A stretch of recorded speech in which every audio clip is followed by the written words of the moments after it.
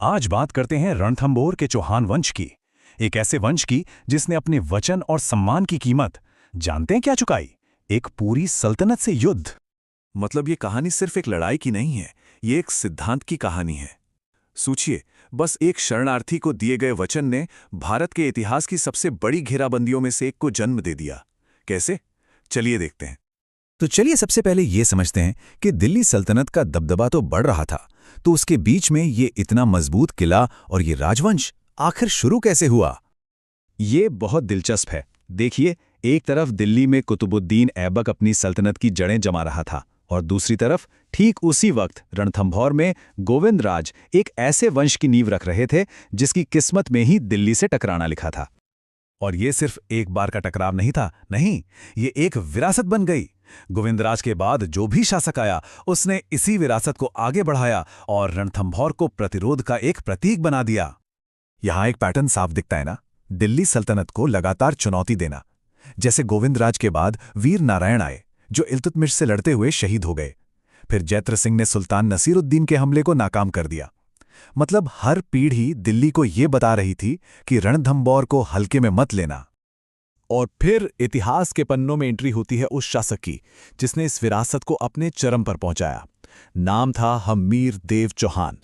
आखिर क्या बात थी उनमें कि आज भी लोग उन्हें उनके हठ और उनके सम्मान के लिए याद करते हैं। हम्मीर देव, जो जैत्र सिंह के तीसरे बेटे थे, गद्दी पर बैठते ही उन्होंने अपना दम दिखा दिया। उनका पहला बड़ा मुकाबला हुआ जलालुद्दीन खिलजी से। बात है 1291-92 की, जब खिलजी पूरी ताकत से रणथंभौर पर चढ़ाया। लेकिन हम्मीर ने न सिर्फ उसे रोका बल्कि ऐसा खदेड़ा कि उसे वापस लौटना पड़ा। और हार के बाद जलालुद्दीन खिलजी ने क्या कहा? मैं ऐसे सैकड़ों किलों को मुसलमान के एक बाल के बराबर भी नहीं समझता। अब ये शब्द सिर्फ एक सुल्तान की खींच नहीं थे, ये एक तरह से उस किले की मजबूती का सबूत थे। जब जोर नहीं चला तो सुल्तान ने अपनी हार को इन लफ्जों के पीछे छुपा लिया। पर असली कहानी तो अब शुरू होनी थी। सबसे बड़ी चुनौती जलालुद्दीन नहीं था, बल्कि उसका भतीजा और उत्तराधिकारी अलाउद्दीन खिलजी था, जो उससे कहीं ज्यादा जालिम और अड़ियल था। सवाल यह है कि अलाउद्दीन इतना खतरनाक क्यों था? और इस युद्ध की वजह बड़ी दिलचस्प है। ये जमीन के लिए नहीं, बल्कि उसूलों की लड़ाई थी। देखिए, हुआ ये कि हम्मीर देव ने अलाउद्दीन के कुछ मंगोल बागियों मुहम्मद शाह और कहबरू को अपने यहां पनाह दे दी। बस ये अलाउद्दीन के लिए सीधी चुनौती थी। एक तरफ राजपूत धर्म था कि शरण में आए को बचाना है, और दूसरी तरफ सुल्तान का अहंकार था कि मेरे दुश्मनों को कोई कैसे पनाह दे सकता है। तो बस 1299 में खिलजी ने हमला कर दिया। उसकी सेना में उलूग खां, नुसरत खां और अल्प खां जैसे बड़े नाम थे। तो हम्मीर की तरफ से कमान संभाल रहे थे भीम सिंह और धर्म सिंह। और जानते हैं क्या हुआ? ये पहला हमला बुरी तरह फेल हो गया। खिलजी को इतना नुकसान हुआ कि उसका एक बड़ा कमांडर नुसरत खां इसी लड़ाई में मारा गया। अब अपनी इस हार से अलाउद्दीन खिलजी बौखला गया, तो 1301 में वो खुद एक बहुत बड़ी सेना लेकर रणथंभौर आधम का घेरा डाल दिया। लेकिन महीने बीत गए और किले की एक ईंट भी नहीं हिली। जब ताकत काम नहीं आई तो खिलजी ने वो तरीका अपनाया जो किसी भी मजबूत से मजबूत किले को ढा सकता है, और वो था धोखा। तो सवाल उठता है कि अगर हम्मीर की सेना इतनी मजबूत थी, किला इतना अभेद्य था, तो फिर वो गिरा कैसे? जवाब तोप या तलवार में नहीं है, जवाब छिपा है इंसान की फितरत में। क्योंकि किले की दीवारें तोड़ी जा सकती हैं, पर जब अपने ही लोग धोखा दें तब जीतना नामुमकिन सा हो जाता है। और ये धोखा दिया हम्मीर देव के अपने ही दो सेनापतियों ने। नाम थे रणमल और रतिपाल। ये दो नाम रणथंभौर के इतिहास में हमेशा के लिए काले धब्बे की तरह जुड़ गए।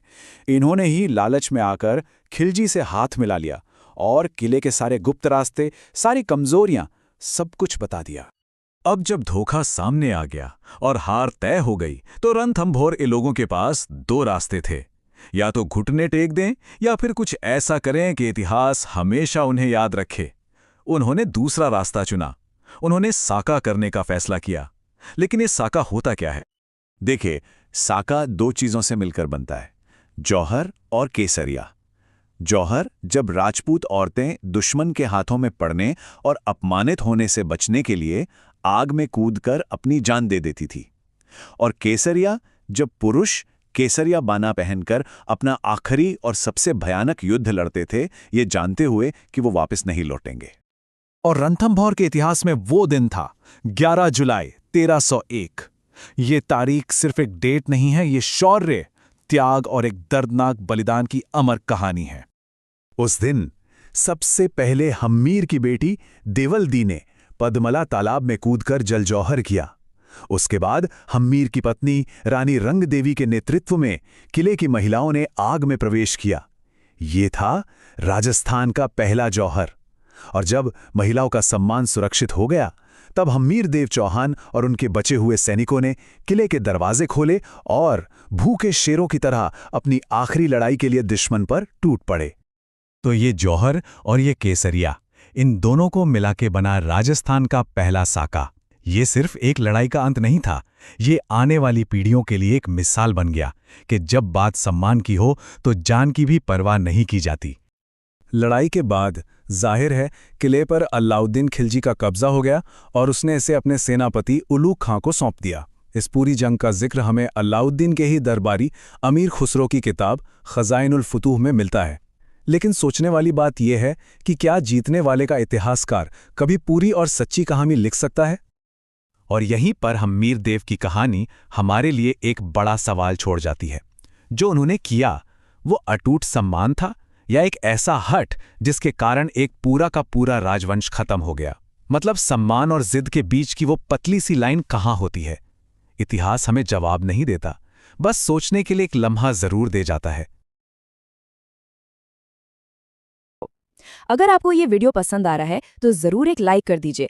आपका एक लाइक हमें और बेहतर वीडियो बनाने के लिए मोटिवेट करता है। अगर आपने अभी तक चैनल को सब्सक्राइब नहीं किया है तो अभी कर लीजिए और साथ में बेल आइकन दबाइए ताकि जब भी नया वीडियो आए आप सबसे पहले देख सकें।